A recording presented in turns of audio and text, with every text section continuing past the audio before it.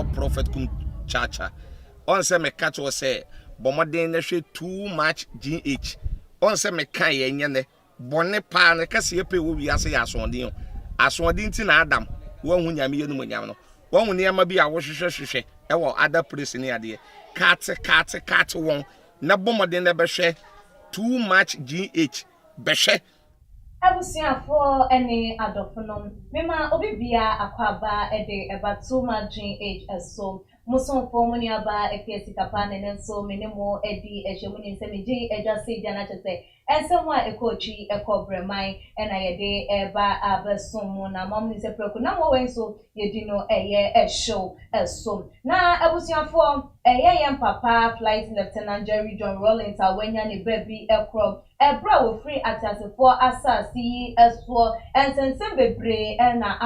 ababeto edwade afa ne ho wo momo bona bodin pa wo momo bona bodin bone ne ho kro ne batese utimi hu se ya papa yi ye edi ankofo ebo no ma wo hu no sem wa baba ebedi eye dwuma akotene pa ewo mayi mu ne nyoma waya dia boa wo meya ma o mayi atimi atumpom ene de wo ye ya dodo na hu ne sem anka enya ne kwan so a eno no na so enya dikani de ye den yam wo twasa wonim se wa chiache ye dia wo benya mfunso bi ye sinto kakra bi beba na so ni nyina hu no ye papa wenya ne baby ko edi akoten no edi ni dwuma se de esem na efata na ensem a abeba nyina no ebusuafo se wenya eye de tue mu pa na chese wo hwere eye enwoma na no na chese yenya ye papa Prophet Kum Chacha ewa hase ya chese wo no de wone former president flight lieutenant Jerry John Rawlings wenya ne baby ko no na chese wo mu atisei wo mu eye enoma chese wo mu ntakrasa no wo mu etubo mu a eni na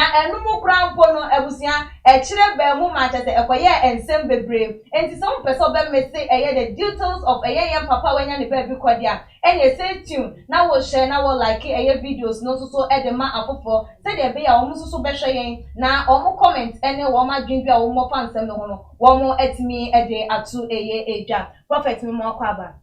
mejo so meniaba bibia boko de ewrade adom bibia ya boko pa ntino memfa ekwan sunchia wahwefo nyina na menkase nyame inhram Gos muni wa yini ho muni wa yenya hwe mona moma ye bibi nti nyame inhram na mesrem kwatenten ma obia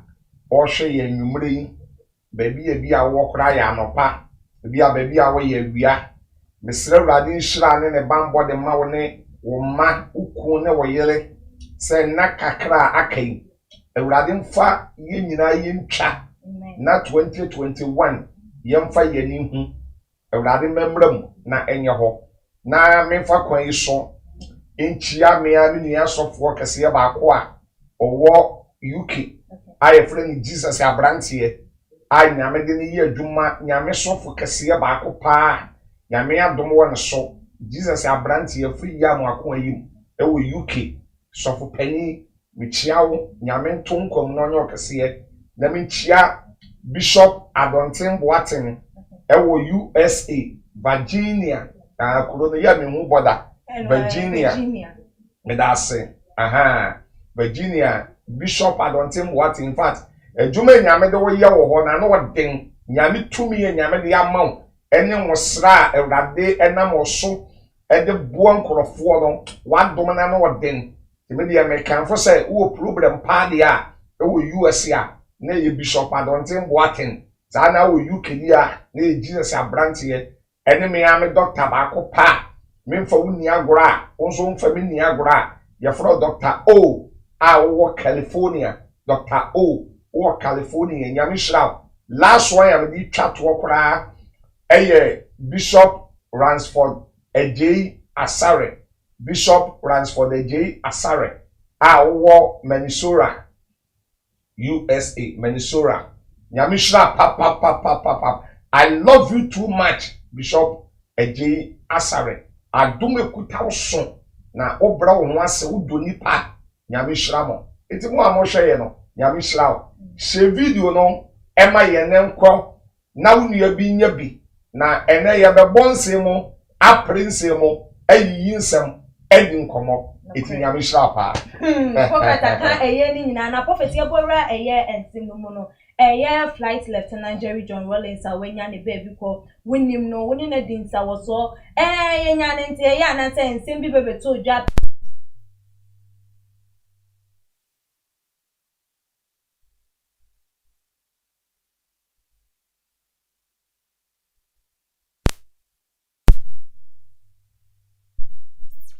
no echire ebemu sen ne si ekoye me dase the woman say on say Rawlings regime no and Rawlings time no na yebeka say na ye soja amamuo it is a time no na kabi na min kabi amamuo ni mai kabi na min kabi amamuo ni the starting 92 okay it no na ye soja amamuo ana ewo wa na tun say ifri baye 79 na bana ebedu 92 ne de na obi kan anu odin okay na dabia me ka se sofukum chacha me ye adwuma we na nyene okay maye me ko 34 years okay a me di sofo ye nyamedwuma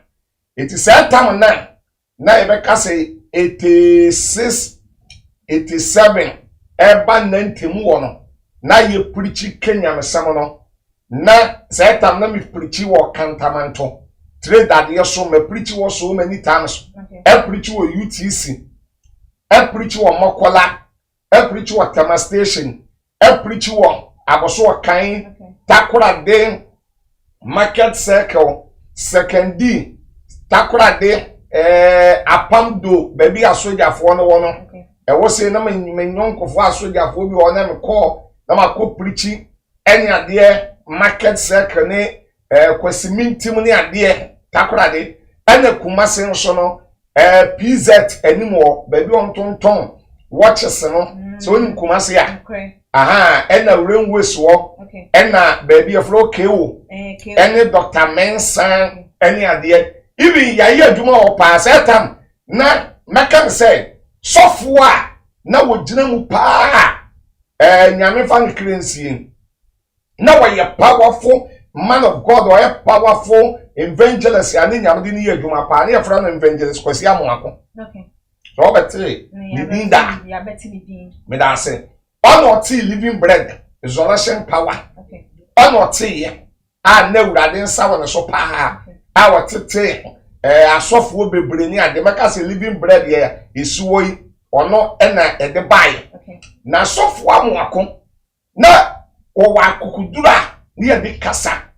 e wa kokudura ye di preaching sofo Amoako ko preaching na se time no na yesu ja amamu nti no na eniama bone a na ekoso no na o preachiti ya no kaseti ya eti sofo Amoako eko takora de akoye crusade ya oba no ena ne ka any asojafo ebesiai by no de want to say na ye planting and na ye because no one plania at sofo Amoako be ye premiensa enan okay na on feel say or ha ban no on feel so tata ban no by na nye tai na tata ban no na wo ka no kwere okay it is sofo Amoako e preach you free takra dia oba e na wini ba dancing ne ka asojafo any boom on the boom no according to all man net can be no sofo Amoako en sheda emu o wa na se wa emu ho e wona no e no ohun se soja ni baako eyi sekan okay e no de wo no e no wuye iti atwanse ya sofo Amoako ewuye in 5 minutes to 6 minutes no e na helicopter e free solo ebe fa asojafo no and won koye so ada say it is sofo Amoako wuo ne de obi a wonu sofo Amoako wuo bi a no na won so wuo no na nya kwa because time no na ye soja amamuo ena na ekoso nti aban ni ye bibia na aban no eye ne ba bi ensem fata na kokan na ya chew it is sofo Amoako wuo yi okoye no na say time no me sofo kum chacha ena evangelist baako your friend evangelist Morgan okay say kura no na hu say dem fa too much evangelist Morgan na ye jinemu gidi na Morgan wo Kumasi na me so me wa Accra na me ko Kumasi a na maba why evangelist ba ko no kura de wo na wo ye Muslim ana osesa be ye Christo ni ye friend Sule wo evangelist Sule wa ka baby eti wo che Morgan e de Morgan e be se Castle o che Morgan no na me so me wa Accra e na me so wo che me e wa Accra ha e na me so say tam na IGP a not akonya so na me boni din kura won na ye friend Peter na Foli manti ni din da ai usa na ye friend Peter na Foli say tam no wono ni IGP a Rawlings regime no na wo ye IGP a na what akonya so on chi kum chacha no say tam no won de me call IGP nanim aye Peter na Foli our police headquarters any a man so any a sign them a call Castle Usu Castle and Ponano that ye didn't do one on the menu about Messi so far Castle foul that said no and you na sub you fatcher me and you na so jani bia now or ba na sabi na won ketenkiti o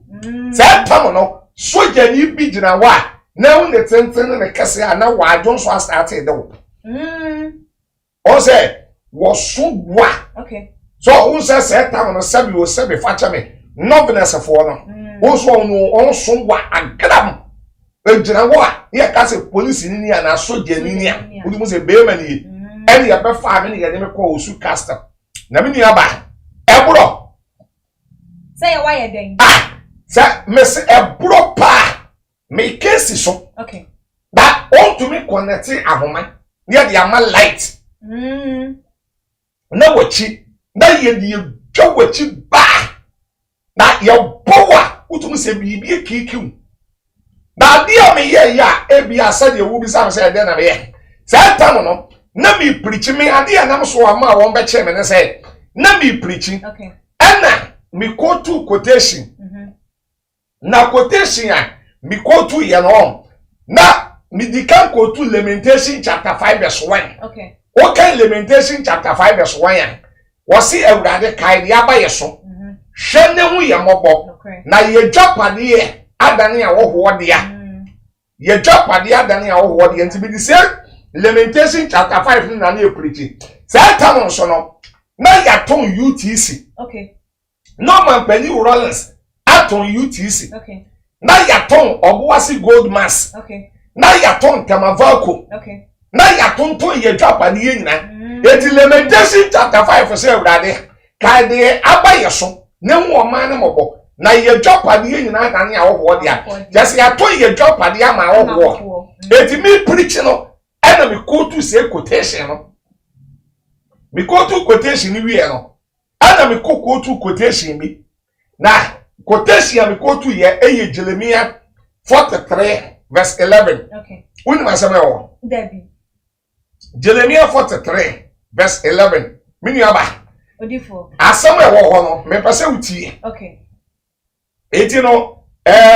abanimu ni obere de ye wafemu bi ma fam na uko to that quotation here na wapa yesa wutwi o man na yi mpanifo na nimu ana se wo de asema nya mede suma na wo kan mini aba Bible na da wono kasafo bi ya ho na Jeremiah 43:11 ni tie me preach no na me ka Nebuchadnezzar ho asem na Nebuchadnezzar nso yo bi a na so den Nebuchadnezzar nso no obi a oba wiase a no so onsuro nyame eti Nebuchadnezzar na hini ya na wotem na wote so no na hini ye no dia fra na kataman so tie ni yo Jeremiah 43:10 bajo utie na katuna won se asafo Awurade Israel Yakobon sie ni hwe me so mama wakofa makoa bebe hene Nebuchadnezzar na me di nedwa masi ebuo yi so a makura yi so na wabetre na kataman so mu wo ho na wabetre na kataman so mu ho Jeremiah 43 verse 10 okay Jeremiah 43 verse 10 na wabetre na kataman so mu ho eti me preach no ana me quote say quotation we say Nebuchadnezzar na wa ya bronsam ba Nebuchadnezzar no ya ahomaso Nebuchadnezzar na wa yo obi a no ya hantan a onfuri nyame na ahini a na wotem a wote se ahini no sa ahini no ya fra na katamanso eti akatamanso part no ye wodi kan de bae no ya bronsam na ya fra ni Nebuchadnezzar ana mi quote ye mi wie na me san quote Isaiah chapter 4 verse 5 uni ma sama wo Isaiah 4:5 e won so no asem bi o ya me de pa na me pese won so ye hwe so ye be kan ni nyina na me de support Jeremiah no Isaiah chapter 4 verse number 5 it was say baby o me quote ye no kire say Nebuchadnezzar no na hini ya no otem no ya friend say akatamanso iti akatamanso no Nebuchadnezzar no so no ya bayi boronsam okay ana Isaiah 4:5 say na ewrade baye mununkum ani wisia ewisia wia na wojafrema hren anadwon na akata Zion bepo nyina edetena biye nyina ne nkrofo a wohia wo nyina so na akatamanso akata enumunyam ni nyina so that is a me preach chile say akatamanso no oman na enumunyam ene wo man na dwapade nyina wakata so ana ya ton oman na dwapade nyina said ye me quote to Lamentation chapter 5 no ana me san quote to Jeremiah 43:10 na me kenka ye no say Nebuchadnezzar ahini ya no otem ya fra na akatamanso nto ya boy bronsam ya akatamanso part no de ote ya no ya bronsam okay that is a one bache me no charge on the boy me on the to kum charge so no say me say akatamanso no ya abronsam for party so that say okay me say akatamanso no ya abronsam for party second me preaching on say me say o man pani JJ Rawlings enum nipa moja ugo ni din ma mo ni din akatamanso wansam na me kan say we as ye chewa charge no ye ba ko adim ye no kan sa na wi asete ye on se me se o man pani JJ Rawlings akunku afurifa e champon no ene okunku mo ne ade na Genesis chapter 9 verse 6 so say de ohwia moja guo no wonyame enam ni paso e be hwie ni moja agu eti me se o man pani Rawlings kwan okun afurifa ene ye champon no sa na obefa so a obewu eti churches ne de e ye bebre kwa makotu Lamentation 5 say ye dwapade ye yatom adama se kotu akatamanso adama san kotu quotation ba ko a Proverbs 29 verse 2 say atre ni fu edi wo man so a ya na o man no bi anije na odiboye ni awoye wicked mind ebatena akonwa so a ya na o man no bi esi epine eti say quotation so on se be do man pani Rawlings charge dia eno brei wura bia me se we me ne Morgan sofu bie no wana ma wa kenya semwa wa brat se me ne evangelist Morgan da sofu kum cha me tiwi enu kurenti na nya Morgan sabe biem wa yale fo a ena waka dem a wontu mi kenya me sem no amani hu ama ni fam ni aboro ene de yem edimi ni aba Ejabin courtwa. Ma mi jina wo be 4 times. Okay. Me ko man be 3 times. I will Jamestown. Your friend baby was a fort. Okay. So what within that? Ya munyintam. Yeah, Jamestown, your friend baby was a fort. That remind the who do I me quiet. I will never some come. Satan so no. Answer. Na ye soja amamu ni ade na fe ni ye be wura 1992 mu any ade tin Satan no it's not easy so obenya lawyer kora ma na be defend no yeah lawyer me kora usro okay go lawyer ni na wo be defend no wan hwe ya wada ne dem sa na ya be che na najo na di ma yawo na di makum ni yakuno eti osofukum chacha mabre wabre yo na se de wo bo eye wa mane ne de wo fam nyina eba ne sen ena afei de ye papa one wo bebe ye yonko ema ye mfonyi a na se ye bebe da abonten e bi da ye page so krampo no jese ye papa yi na woni ni ejina ho no eba ne sen na sa eye wodo no sa ba mu mienu montem me da se bebre mi nya ba unse ewi ase no ade ba akọ ne se ye bubo bi wo wi ase se ana we kura ye nye bebu wotanfo pa awaye wotanfo pa no etumi bedane wodofo na wodofo pa nso abedane wotanfo mami fanfiri ni say emra wo beti say o mampani ekufu adote we opo bia na wonne Rawlings yani hia na yo mampani ekufu ado yeah ana opo bia na Rawlings nso eni nani hia na ye kan say o mampani ekufu ado okay say those days no na tun say na niema na ekoso system ni mo na eniema ehwede nkoyi okay etu o mampani ekufu ado eye na dwen say ode ne nkwa ebeto na waje o man no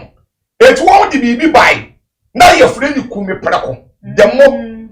so obet da demo demonstration e bai na ye fre ni kumi prako okay na kumi prako no he me ka for sen kana ha eni pem ende kumi prako eno ye ya ni kumi bebre prako because that time no now one say akontabesi form okay akontabesi form ye de yaman okay akontabesi form ye de yaman eno ye kumi prako no o ye kumi prako won kara no eno ko ye sie me prako e wo kumase aye kumi prako ha ko ye sie me prako ene won so o ye ya ye sie bebre prako o wie kumase no e ye sie me prako no eno ko kofodia eni omo ye adwuma nanado wate won na nse no wadwo hwe akokra boga na ni den won wodi ya den no Rawlings ye soja ni kura no na nanado na otumi no okay so that's it etin kra ye kumi preko akuma se eye sie me preko ena kofodia eye wie me preko ena won so wie bebre preko ewo ho etin nanado ene obi a wodi kumi preko bai wie me preko sie me preko etin nanado wote wonom metumi aka kire won ne se aye kabina min kabi amamu ni niamanti nanado ya na bu be hu sa nanado obi a wojo no nanado dan ko ekufu ado Ghana mampani da bi wonu sa ya kan obi anani ya den pa nanado nani ya den okay ana those days no na ya kan obi ya jali ya mampani Rawlings suro ni pa ba ko a na ya kan obi osuro ni pa betumi aka se nanado denti na wo suro no ne den because of the boldness and answer ne den thank you say time no makan say on say P0ps party na nkasa kwara ne was start ya wo lead won kwara no wo ni ya friend adubu wahin okay adubu wahin ekoye ena nyame ado mampani kufo bai so etina enieden a na ekuta nanado no na adubu wahin kwara no ni bi etina jeli suro no na Rawlings suro nanado okay by on say ya na ye kan bi say obi a wo ye wo best friend pa no me be ye wo enemy otumi be ye den otanfo na otanfo pa no wa be ye wo best friend enu na ye hu ne nei okay edu ba bi a nanado ne o mampani JJ Rawlings utumu se be du ba bi no no wa ka bom aya wan akabom na wo bi sa me question say eye den na meti wono many Rawlings be ye nonko a hwe be ye 7 years ni eko 8 years ni ana santam na bi preachi ewo TV ahodo be ye 5 okra so okay na bi program so koso na o me yobi nso a obi oba nyame Bible de o nyame de acha Osofo chacha Okay. Bible pa de na me preach o TV awodo na miracles bi kokoso o TV ne so a ani senchireni bi a sa wuti echira wadwen be yose miracles we ye kwaso de mfiri nyame ba ne mfiri nyame Okay. because na ensenchireni na no wadem enu bi na omanpani JJ Rawlings o hwe Okay. na wo hwe de ekoso ne ade ne de enkrofo katere no ene de wote ene de wo hwe eti okoka mani Bishop Daniel obi ni masam Okay. okoka yemi yenu asam se Osofo kum chacha mani Bishop Daniel obi ni yemfiri nyame na yaduro ne yaje Okay. ana yede yesa powers no yemfiri nyame ana Osofo kum chacha da bia be kaso obi kase memfiri nyame hame because Luke 6:26 Bible say ni pa nyina abom di mpa eye curse Okay. ana Matthew 5:11-12 say nhira no so oyam na what time na me Yesu mi din to odi atoro eken body bebre to mo so ana ahwe John chapter 9 Yesu bompa yesa obi anani efura yade Falasifo ni do ni frani ni konchen aka tine ni frani ni say papa no bompa ye man wo mfiri nyame ewo no ni frani say me de mfa me ho ofiri nyame o I don't mind Ni man say wasame yare me da se mani efura ze mani no abiye eto man pani Rawlings kan bibi fa mani obi ni mo wono ana radio fo any TV fo ye me interview Okay. o ye me interview no na bebre push me say anka said your man pani Rawlings kan sa me fa ye no ka me kabin kira no me kabin kira no Asa kire wadwen so keka wadwen me kire kama dwen kira no Okay. me kama dwen kira no ana me so me trase ya na me say no Bible can Ephesians 6:1 say the word janu winani na nkwa wale eti say bia de me ye no man pani Rawlings enti ya me o ye me interview a me kire ade anim a enkoya atem didie Okay. ena me kire emu ewo public ene ade ema public no so tin ye ma bi ase so ade ase thank you eti no me wo sa wo hwe video pictures bi a say wo producer ni yi a ana wade beto a on fento O de atutu so ebi de so aha wo be say ye kan say video bi wo wa na pictures bi wo wa me wo ho no one day sa na ye kan say o man pani JJ Rawlings esoma ne bodyguard ba ko eda so se de eya ahwefo ehu no aha wo be say me na me she coat black wo be say me she coat black aha ena o we wo me nche ni nyina ya masofo o Osofo me masofo Okay. ba ko pe na wo gina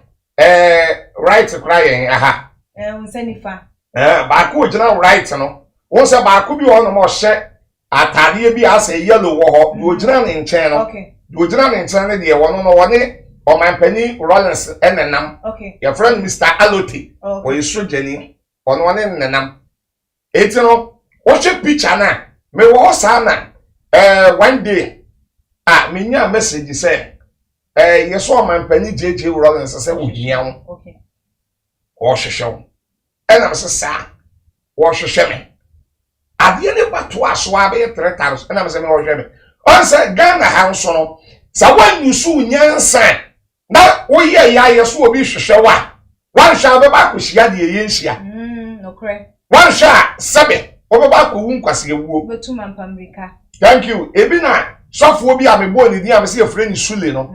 say tama ni ye Kenya me sam no na obi be hu no so obeto instruments amano enti sule mra fie be pim ne da sule be ba ye nim Okay. sule ko wu obi a ye hu na kira kwan enti me o ya so man pani Rawlings say ya mra ana me so okay no problem me adia me nko na emu no mesoma me bana wo se yellow bi no de yellow one na nim no mesoma no na wako o man pani office na wako ye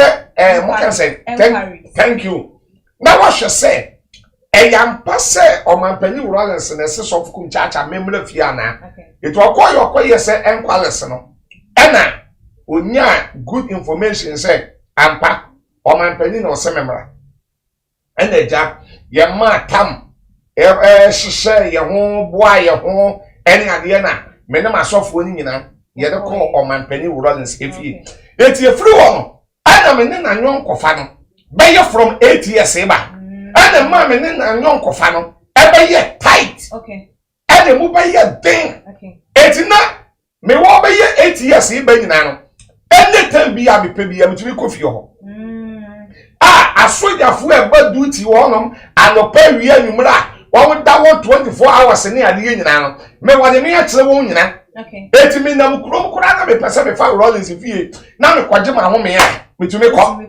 me kwa me ne transisi bon komo me woni telephone number owo me de e wo mu a wotumi frɛ me aya be 2 weeks ana 3 weeks wono abe frɛ me na wo bi sa me sɛde nyame dwuma kɔ ene ade me so wo mu a na ma frɛ no eti no sha that is a be from 8 years ba de that is a meka se so fukum chacha many woman pani JJ Rawlings anyon kofa no na ye mo kan say time na emwa ye dempa eti mi ni aba sanity na enkofo comment abado mu hu ni says wo de wafa eya obi mu pa ye pa na ye close the comment awade abo susu se senka ye mampanyi dada wanya ne ba bi koi senka wote ase a enka asofo binom nyoma wo mo eye ni nkonye ya wo mu yi no wo eye TV so titi no wo radio so no anka nya de se ebeko so saa na wo nso so wo hu na na Debbie me hu ni saa because enne no eye kabina min kabi amamu onsa se etam na Rawlings kora ate so no na ye soja amamu se etam no se wo hye wo dem kora na wo hye wo dem na aka bibi bone efa aban ne ho a wo anadwo be 1 o'clock ye be chi wo chimu kon ba bi ye do be fa no se etam kora na wo mpe so that's it se etam na si ye free bibi CD alasede be de be na wo woni ade eti se etam no na enye easy enti se ena ye bie phone line or TV ni radio so a da obi yatumi camera game for phone na wa frɛ na kofo wase de yen kofo adon wase de yen mahama no wase de yen ene wo frɛ phone call wo TV ni radio so a na na do kora wote se wo gbo ni din na na do se den a wo mfa na ho emfa na ho enye de akụkọ ntibi da nsa mu nchini nkono ene na do kure nim say a freedom of speech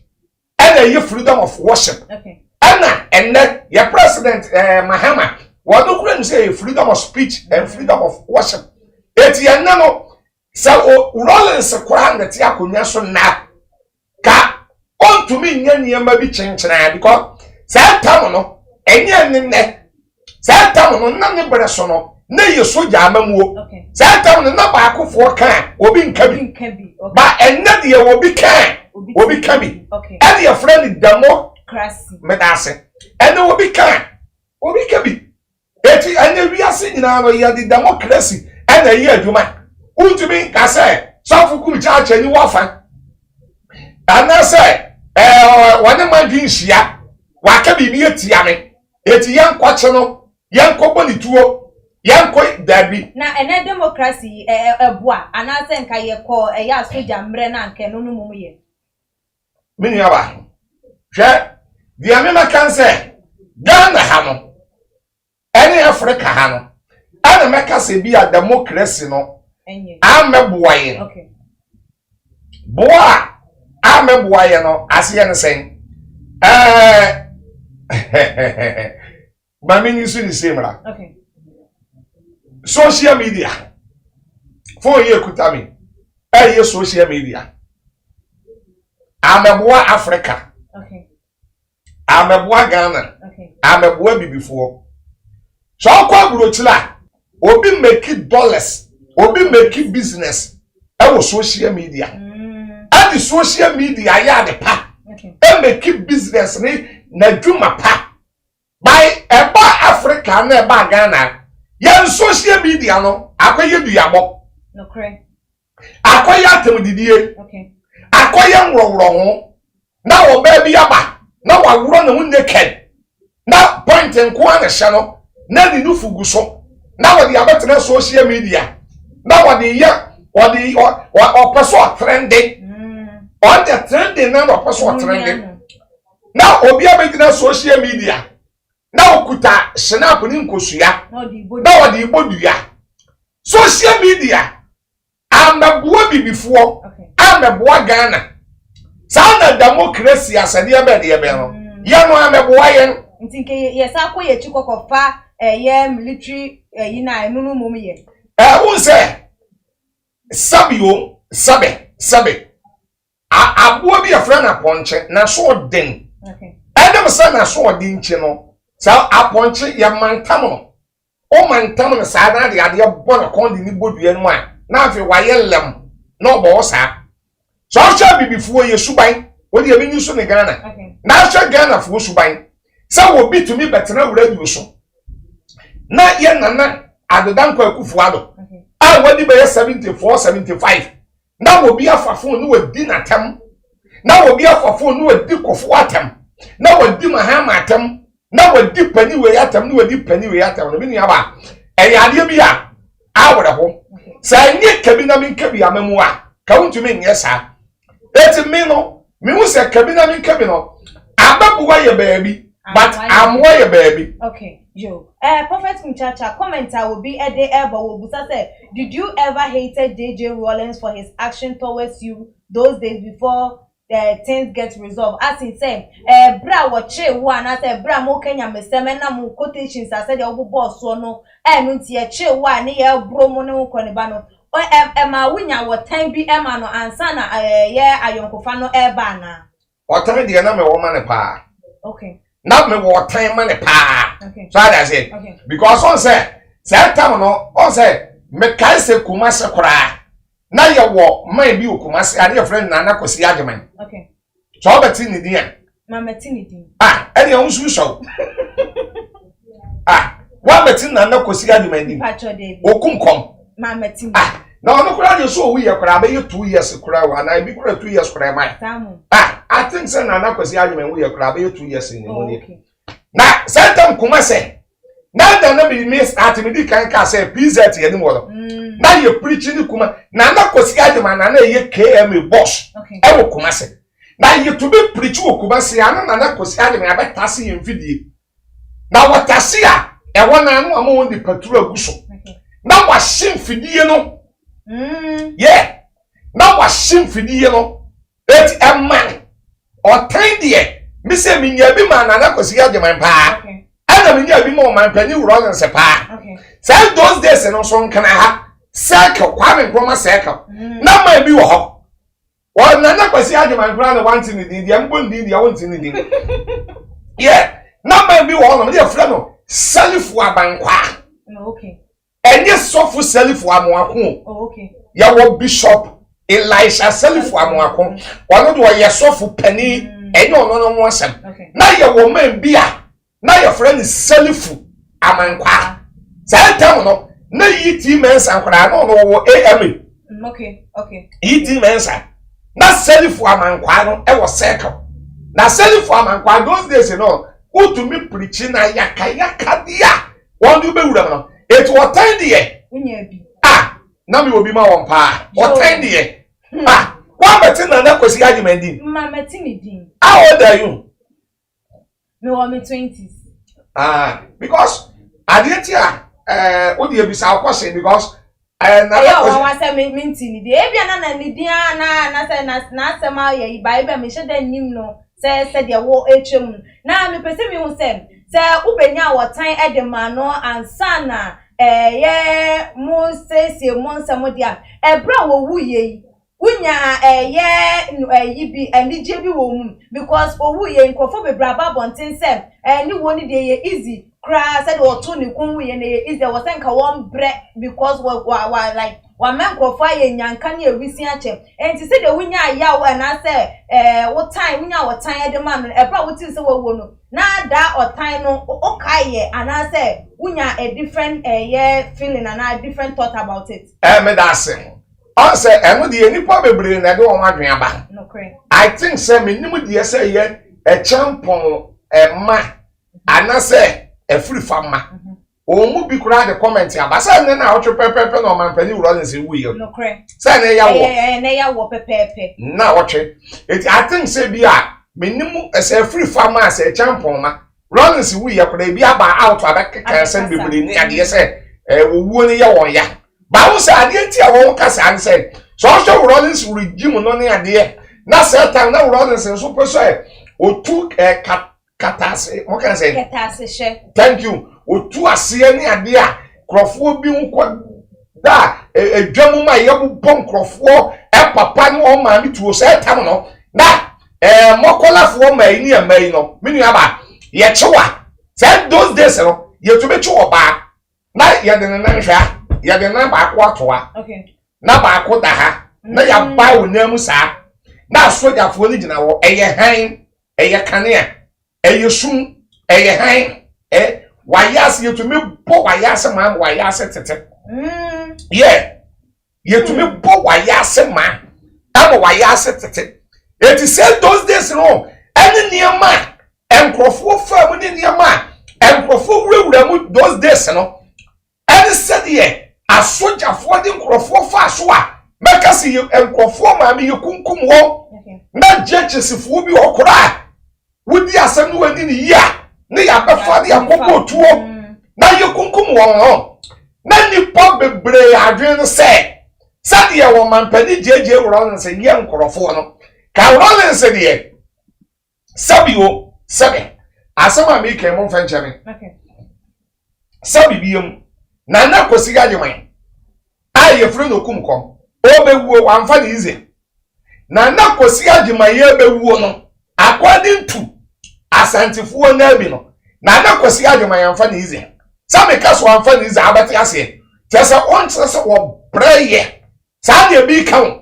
on tese na kosiga jeman bre pa sa na man na mi boni ni wo sekre no a me se friend self amankwa o bewuo no according to nkrofo bi a ohun ni man ni yie pa no on tese man ni bewuo kura na gogome efri ni mu ba efri de ho ba man ni bre e ma gogome efri ni hu nyina bai eti nani pa bebro wa na wo fe se on se bre bi kura no we de enyem na make o bre bi kura no ya papa Kennedy Japan be ma statement bi se o man pani Rawlings ni obeso fa pa eti no gina wa na ne ho po na so aga se o use say statement bi sa ne ade fa no ne ade eti ne nkrofo bi fe se sadie o man pani Rawlings aye nkrofo maami bi aye nkrofo papa na sadie ya bo nipa bi tuo kunkum won ne ade no so obewu a anka ebia anka sabe obeporo obewu a anka sabe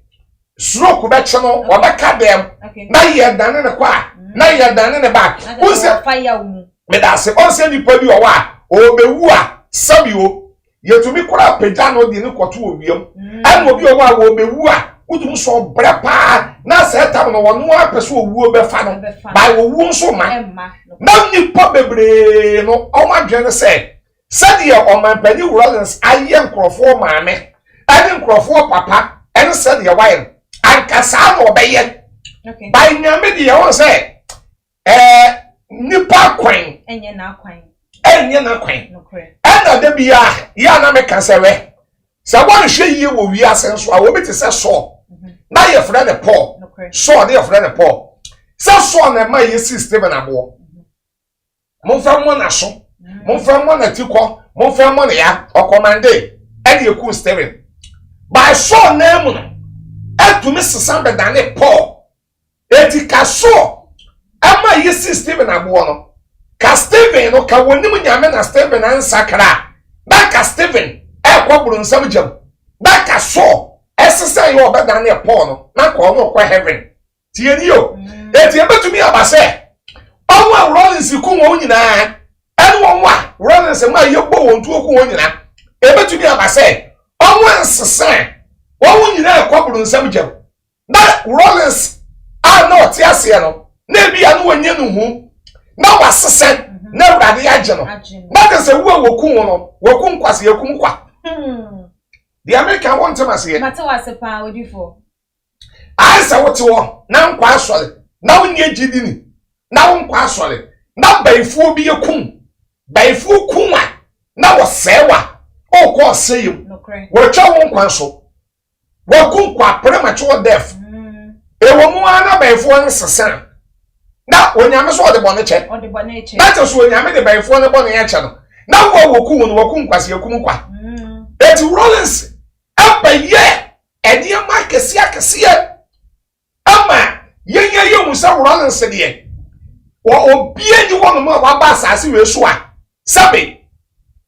akunkum enkrofo maame krofo papa ani akunkum 50 cedis 5 cedis sorry ani ade ya bo krofo tuo ne ade na di po bebre fi sa Rawlings wo de kebe ye tan by aye normal one awon bi community asemtia no ye dodo na aye normal because me kasa kura no say enne na watch na ana me kasa papa ni fie no me wo access wo ho ana me ni nipa bebre wo enne na watch ya me kasa o de ne ko hospital ne kura wo de ni ko nyina na me manya information ya frem say ye do papa ekokolebu eti kai wo papa mpaibo okay ya do papa ekokolebu kai wo papa mpaibo okay eti na me yan kasa kura na me fi so eye normal yare bimpeni yare dia nipa de wu ni a eye normal yare eti tama on de ko kolebu no ebo 12 o'clock no ebo awia 12 no that kasapafo eye me interview owo ye me interview o kasapa no na mfa Rawlings de no koda o by answer the ebo 12 ebo 11:30 no ana me information say o papa ewu o papa frimu by me no me yobia manodu ade ma public ya me tumi nka because me tumi akase bia enipa eni ase information ana onye information ne kura e bia manto so kura meto so be 10 okay cause there will burn the power wo hospital ho and of from fast e ka dem say anye ye o papa ewu by 11:30 more okay eti about 12 o'clock no e na kasapafo eye me interview na fa Rawlings de yankora it wo ye me interview na ena do ye me interview ne say Osofo kum chacha jina somaye it wo ka say jina somaye no na me de me fe say radio fo de bibia tumi say technical problem o say there was jina so na yenya bad news okay yenya bad news oka bad news no na hu baby na efa ena me hu baby na efa no o say bad news o say breaking news okay ena me hu baby efa eti madwimba fast emu say no bad news ni breaking news we there ye papa wenya ni ya papa ya by 1 minute yana wo bobo so a former president o na so there be no na nyi e no de to mo kasapa Rawlings ewu eti me ya ba nyame no nyame nti se nipa gos o man pani Rawlings de sadie enipa bi esusu se anka dabi dabi anka nsamo okay na ye o hwe ye papa ni nwumedi a wo bebedi ya den na wo jedi si wono mu a ye beka se empanifo aba ebi enye bi eda anase o mu a ebeba wo bi entimi mememetun legacy wo ja ede eto ho ansa na beba so no on se wiase yankasa no obi a nani afi kakra a wo be 50 plus koni ade nyina no Rawlings no maka to on say Rawlings no na wonam wokọ Rawlings no na wonam wokọ na o se wiase no mini aba ewrade no obo ni wiase no ono wo ahyase God is Alpha and Omega no ni ahyase ni awiye nyanko thank you or is omnipotent okay ana bibi e wo wiase bi e wa ahyase no ma menka nsa e wona wiye okay bibi ni wiase a eni ahyase a eni awiye da ye fro bi ye kan sen India me as India me. Owai. Oniho. Ha? Oniho. Gaddafi. Onusu niho. Do. Onusu niho. Charles Taylor. Obi eniho. Robert Mugabe. Onusu niho no. Abacha. Obi akọ. So, eye bre. Eti o kwose no fatum bie mame. We dey am dey be fam keke. Na mi busa se de oye wo firi mu nkofo nsem a wo mo ekeka ye na eyi wo hwe na enioma pa wo ye legacy a wo hwa like obi ebetimi aba betwa no anasa wo mo ebe obi betimi aye de wo ye ni bi so aba betwa no seden se ebi wo ho no ma yetimi se we de ye se o de ne papa anya wetimi aba be ye na enioma pa wo ja edigu wo no obi betimi aba be ye se bi anasa obi betimi aba be ye de ebro sa me da se wonum bibi Rawlings no edu baabi no ye hu se obesai ne yema ba ye edu baabi nso no obeya ade ye okay ko se tam no na tum se corruption ana ekoso no na obi ti se Rawlings kura se no hwa Rawlings ne atames no because one shut that cry in yes kabia bibi sao yeah okay also on ben one na diska no edidi ni ade on no one shut that in yes kabia ni ade kora so that say it say obi ebeba be ye the Rawlings ye ya na so obeba be twa no ananye sa na person yes sir o person obi sa so that say enne no a ye wo ebrewe mo no maka to say eye kabina min kabi amamuo eti enne no say kabina min kabi amamuo no wuntumi nye ku biem ene ku no oya eni wiase ana ene wo ye ku kura ye mount na konya so ada say ye ma wo medi president wa ye ku ni de but wo kura ye ku no kura nyawa ye bese ye ku ana ebe chewo ene eni wo biem eti enne no ewiase nyina kabina min kabi yeto aba na abato na mfeva wa said the American president your friend say Donald Trump was a dear ben yeto ya wonu su aste wa opre katashin ase na akobosu so they be court said the court da ho wo betumi di akọ so that say and then the wiase na sesa yeto aba wie na nto ho ase a court na de be ko eti enne no se wo bi so obeba na bi ade ma Rawlings ye gidigidi ene se ene de Debbie ene no ene nkasa wo prani kukura a wono wo ye be ku afiri wiase ebi ni wo so ada say because esai wo man okay say ne ma no esai wo man aha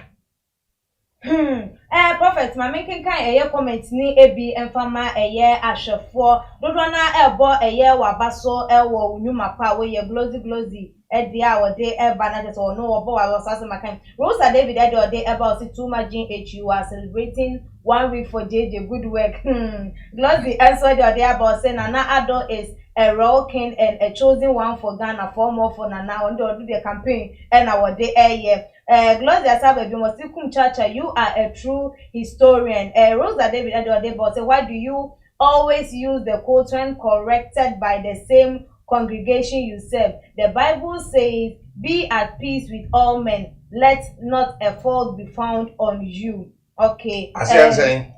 no ne dia wode etu jo say yeah Bible no eche say ye ni nipa nyina enya eye asundie na eni kwan say ye nya emfonso bi ewo eye wo bi eye den eho eba no se mo asofo eye munyam djuma moye no ewo se mo ni wo bi a entina ewo eye asundie mu nti ebia mo kasa mo chire mu no eni kwan say ye kasa twie bi tia eye obi enti kasa twie na o kana say en saying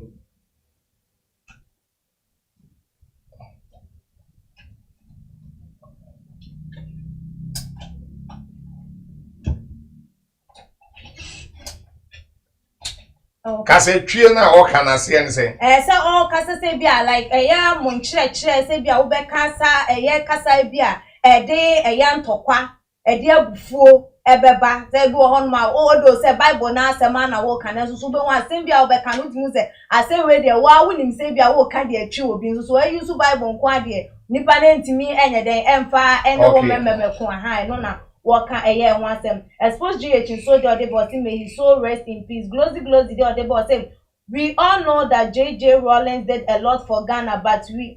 what are the things that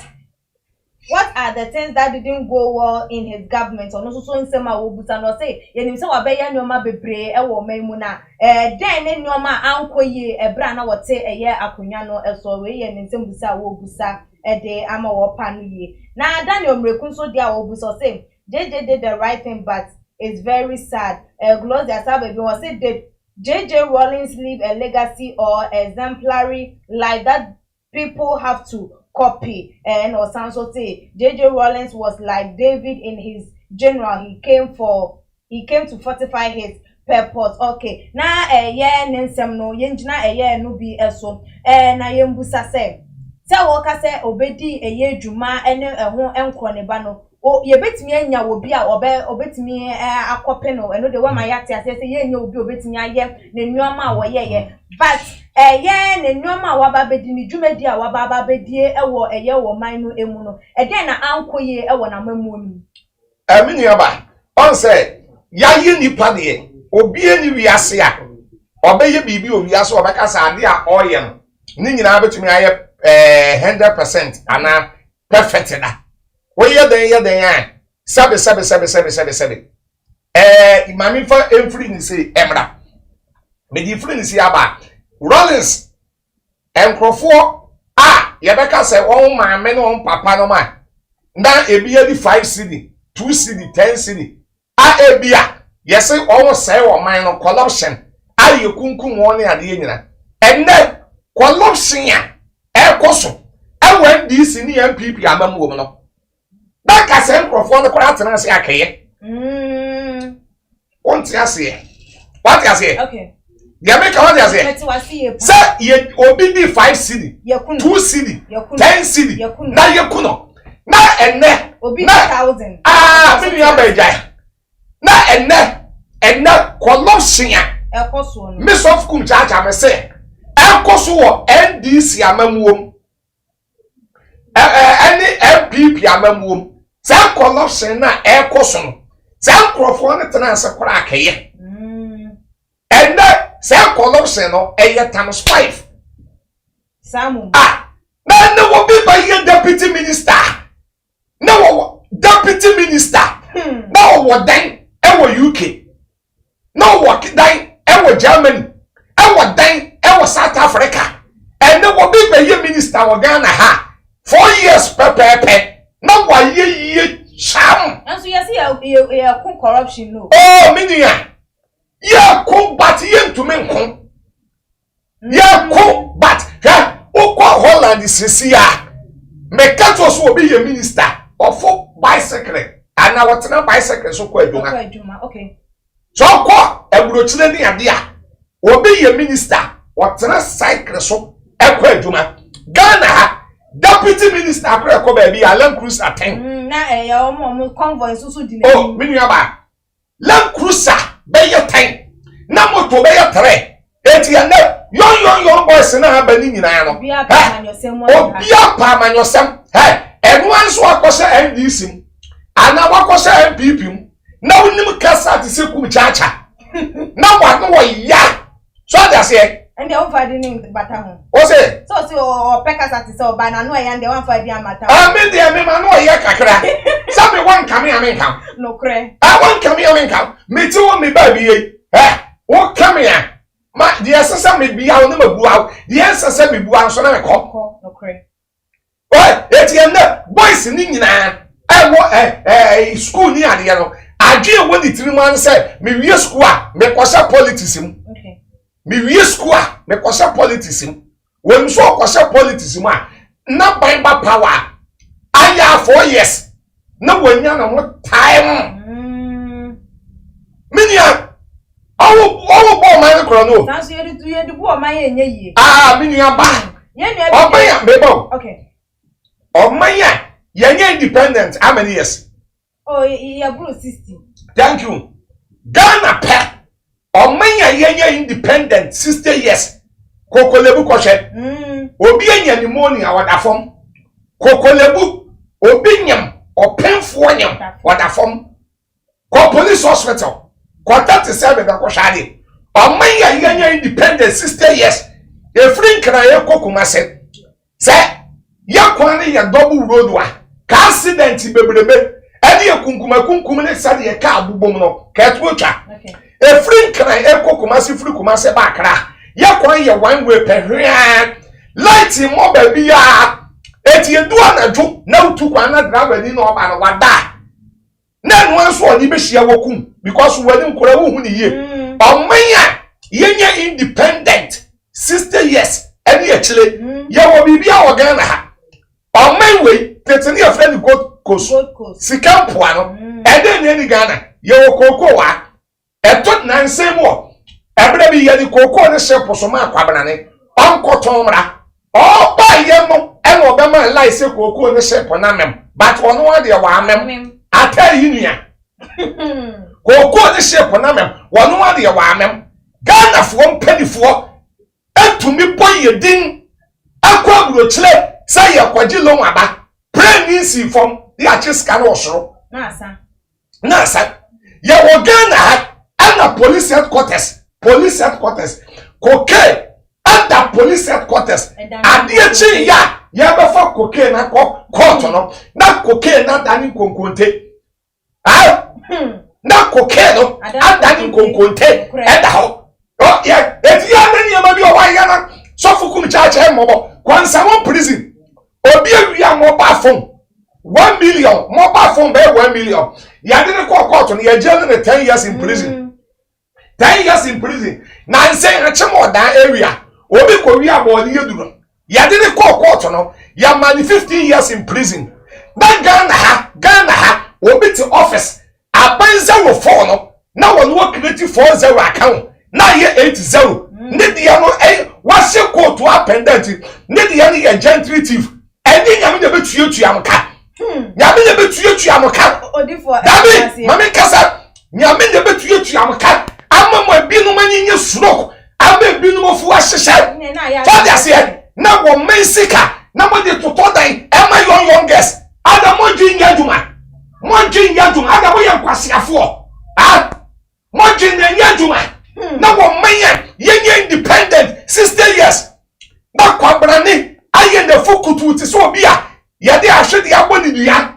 na wo ti Ghana ha na wo mensika na mo de mo sebu bom ewie totodan adamo youngest shall make Ghana minioba mesi ya to abewia 2021 ye bekasa ye besi Ghana besi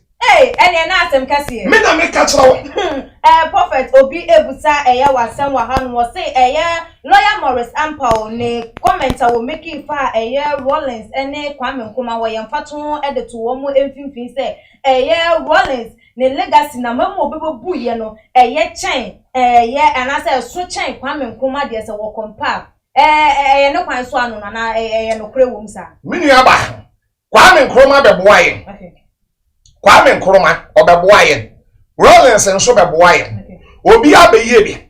enu na meka so Rawlings na du baabi no de esese waye bi ya waye ye huni baabi so wanye ne yie ba o da bi ya on senti na Rawlings NDC kura Rawlings firi mo no Rawlings ne friend Mr No Stupid ana abrofo no nye enya ma ne koi na de be na so abrofo enya na atwero ye me da se on suso nkwase asem so so da se eti ade ne wo no ne efita Rawlings no obeka se ye fita na waka no de ato no kɔ eti Rawlings no se ya de a Rawlings no se katase hye no mo kan se katase hye ompe enu so ne ade a ene akoso wo Ghana ha enu ne ade a akoso wo Ghana ha a asai wo man no oman ya nyame abrasem wo hira mo ye wo kokko wa ha both side timber manganese kontomre abayele entontom wansena edi aban eden eni Ghana bibia wo ha bi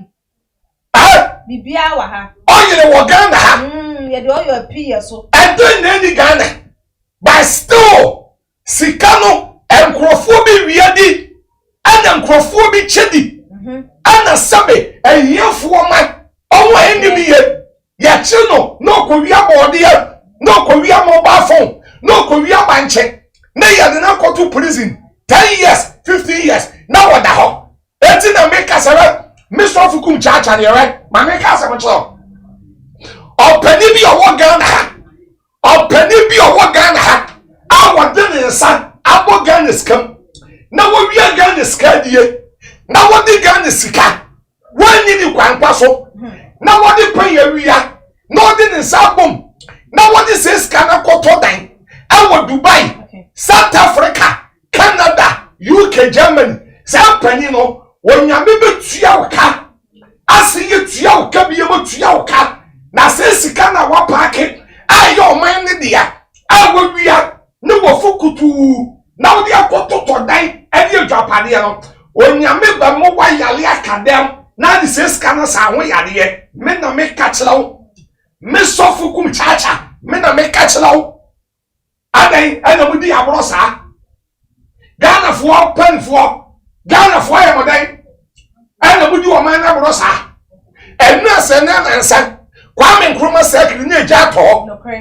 ahye nkrofo eda eyeka se on containers ni more than 4,000 ahye won ni yemanyina eja ne to ye a ekodu anumre so no se the same place eja ne san to ho na edu baby kwanya fire service for faso adi suo akobra e problem na ke ye hia helicopter ye benya ai betumi afewiem na to be spray suo adi agu okra no e ye densi ye nya bi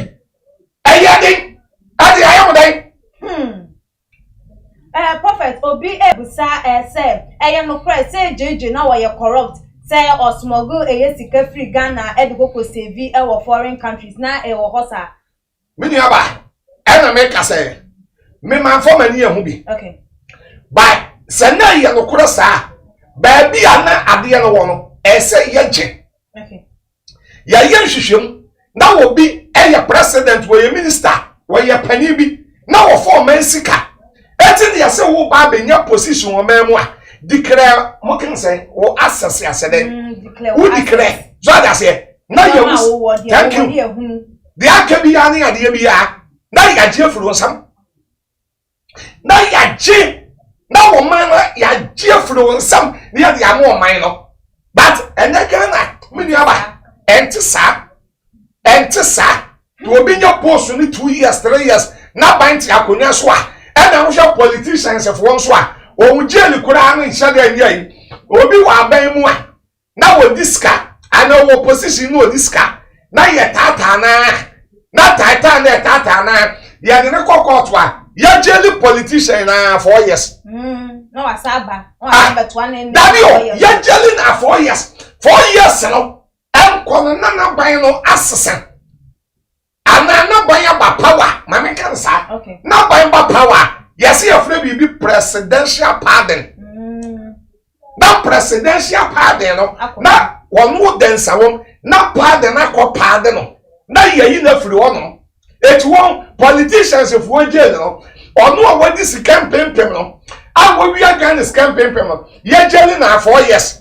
na wo bi akwa ko wi abanche keke ni ama 15 years 20 years so that say eti won na mo no politicians na mo no wonim we eti da bata na se nyame betuatua wonka da bata no nyame betua wo mo wontua wonka sai ya de nkomo no ebeba na we ya enesa na comment bi a obi so ede aba wo busa sem ye papa jeje wo ye de ye se wo ye na adwen se wo bema eye ehiafo ne eye esikafo ayepe sa equality se obia ensoso ensa betimi aka ne di ne de obenya na se obia ensoso ho betimi aso bibia eso sa ne hihye ya wo yego se ehiafo ene eye esikafo betimi ayepe ene milka obia betimi akwa akwa meni aba de wo ne se okwa abruchila kum chacha fon we ne kutame na ya ton 100 million na me yesikania wo ye adwumai wo betumi akọ na ya ma o se fon we bi be ye 100 million na so e bi kutam na 2 years was 3 years wo eno kura de brochile fo na e de comment e ba ni betumi de aba mo o na be hu ne kan yi aman na ye 2 years 3 years wo na ye tetew bosu bibia na ye tetew kakra eti na akwa burochira won hye de mu skani too much ana won hye de hu ohia ni sa me ye adwuma nko a ka na wodam ene ka na wotem no matumi atobi na ye 5 years kura ana 10 years ya madwuma no ye de tetem kakra na me so me na wa ye pe na wo tumu sa wa de wo ho me so ma de me ho na wo bia mfa ne burden enkoto obi so sa na katie by all say ana burochile so no o se sika na wo munya ni nyina no kwa abanchen by Ghana ha ani Africa sika ye nyina no kwa individual botom hwa Nigeria president yo wiye Abacha Sani Abacha sai obewuo Nigeria for population ye 250 million Abacha ebewuo na sika Abacha wo na do switch Nigeria for population foolish mind. It's a foolish mind. Na say utie we ya CNN ana utie BBC a mente brofo ba o matie no etene mu ba radio na eyetwi e me yetibi CNN ana BBC ana ba kono what was me ba kono Ajizila Ajazila okay wo nyina de by say sika Abacha awia awafa no all person this is sika nyina ebra Nigeria for yesi egu ayi Switzerland one bank as a World Bank so that say Abacha Nigeria for population almost by year 200 and something na she sika Abacha nko na watase awade ko any ade e to say Ghana any Africa no pesamin kuminya adufu de pe wonya wade ne nsa we de ne nsa we ade ne nan ade na fu ne ne hwe ne moma wade ni ba bia na so na wade awiawia wade abeka ni tie ni o eti na Africa no etumi nkoso sika ni nyina kwa individual botom enkwa banchen too much me kase ya obi company bebre wo Ghana ha minu aba electricity our ya big company big companies ya bosumi so a obetu ya electricity ama abayenya mfaso no onwo connections ya won ni electricity for company for ni bi ye mebo a yes abepe awon ni electricity for company for ni bi ye se bosumi bi ya obetu ya 1 billion ade akwa aban futuo mu a na electricity pani no wo no na fokutu ati so obi a ye de akono du ya boni du ya na wakwaje ba ye 100 million na de ahye no kode eti ade ni wridi nkomitanim wridi nkomitanim sa na won we ye nsuo no Ghana water de be water sa na ni nyina connection Ghana no corruption and corruption no asia de aboye dua eti sika na esese kwa abanchen na aban enye seska ade ye mpuntu adwuma no sesika no enkwa abanchen ewe individuals no CEO managing director we so that say but eye wo yiye ni ana wonnim na sister wo yiye ni na akwaye legal mo kase illegal connection a mini oba ye chewa sa wan mi ba 5 hours na wa ye illegal ye de ba ma wo no ya do ko prison o ko jail o ko prison ko sikafo a omo bi company so Ghana ha o won't ya light bill I won't ya water I won't sika sister enkwa abanchen enu na abakan na masa enu kuna wo ho esese ye kan enu kuna ho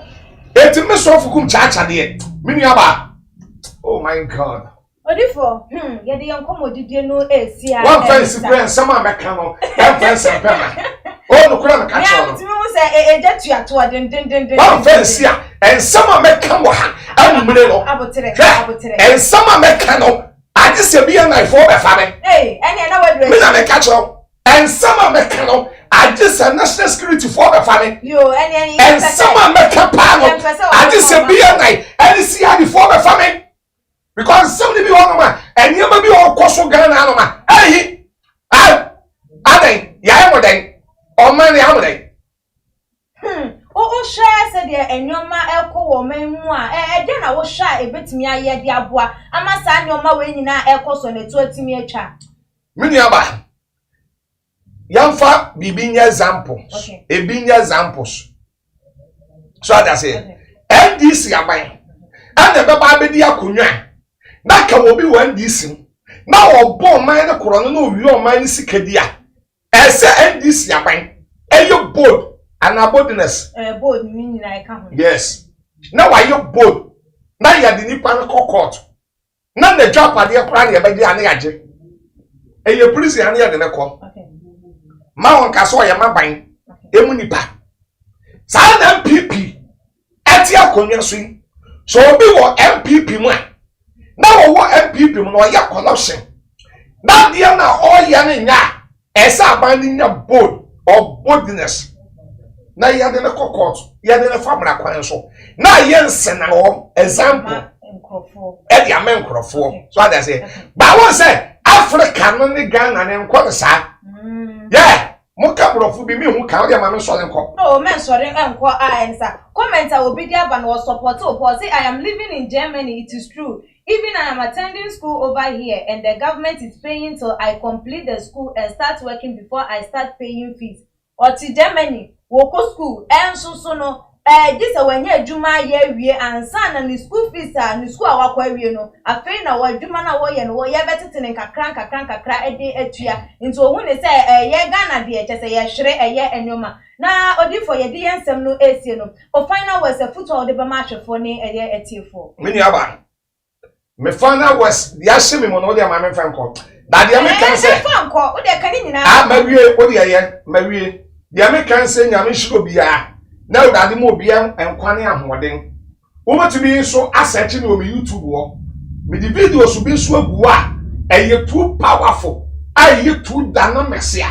na efru watch na ko videos kwa me di be gu me YouTube wo no ma me papa twa Ghana ha no ya be kasa me say ya be kasa eti search me e wo YouTube eye kum1 TV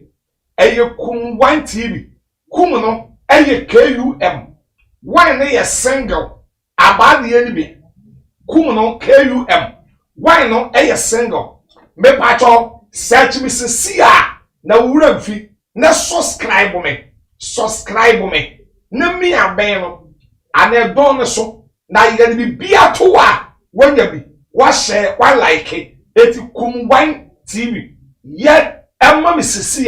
na ye bakasa if you watch na ko sama me hwie gu ewo no enye nsam ketwa wo betumi so asearch me ewo Facebook eye the major prophet kumchacha the major prophet kumchacha na wa bomaden asearch me ho na won so ye share wo ye like wo ye dey ye share ye like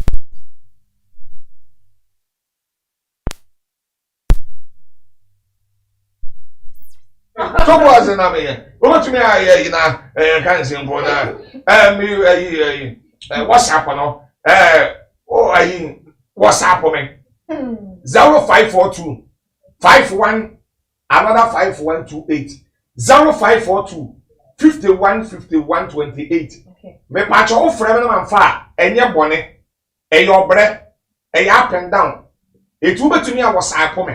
voice audio na wa ye dia mame 0542 51 another 5128 nyame shraw sa wa hwe prophet kumchacha nyame ma nkwatente nenyi nche wate me da se yes so ye da se prophet abusiafo aha ene ye de ye nkomo twetwe no esie meaning say ye oyate ye di si na so ye brand no ekọ ayedi ya adwene da chi di anaje se bebi e be kwakọ piepie no enye enne krampo ne ye be sore afri home na abusiafo me kai mo say one subscribe to channel na ye ye tuma GH nya adoma no so say de nya upload video bia won so obetimi enya notification follow ye your IG page and your Twitter page so atuma GH _ Facebook too much GH na me sorry eye so no menyanko ye too much dem nim say ye nyaba say ya ne aba menko ye yi na wa stay tuned mini aba eye na ama owusu am enso de ne de ebeba aba betwa eso na we no so no adwentra wo ene ye comment awo bia no watimi ede atudwa na wo no so akenkan ede amamo nimeko eso ya sen ma yeju edwumedie yi ebebe so mo eye mama Juliet Ventures eba ne nchense a wo de beye eye wo jade dia wo sa akade no fa ne number na ene na entwetwe enkomo ni true fitting so e wo ho no mo a wo no so wo dan so obebo ede ama kama ajesin so beto ewia bebo nenso so o kala de enya de se ebesisa de biara eda na ebiom loan master enso e wa hanom ede magana fo enyina se upelon ede aka usika eho ede aye project bidia fane number na wono so ene ne twetwe nkomo because sika sem de e wo se nkrata ne nyoma bi ekoso na eno nso so no ekode ma ban adwuma yefo enso enkwaboche fo mo fanchen obi ne won mo betimi agelo ibe ye Ghana ha yen ho ena ye betimi age medi esi ahase medi ede epiesi kapada ne ye besane hia makramo the major prophet kum chacha on say me catch was say bomoden na hwe too much GH on say me kan ye nyene bone pa na kase ye pe wo wiase ya asonde ti na Adam wo hu nyame ye no monyam no wo hu ne ma bi a wo hwehwehwehwe e wo other place ni ade kat won na bomoden na be hwe too much GH be hwe na subscribe bomoden o be hwe pe na wa ye subscribe o subscribe subscribe na subscribe na o subscribe a na wo benya ne ma pe a wo pe ne ma papa a wo pe ahwe nyame hira na ewura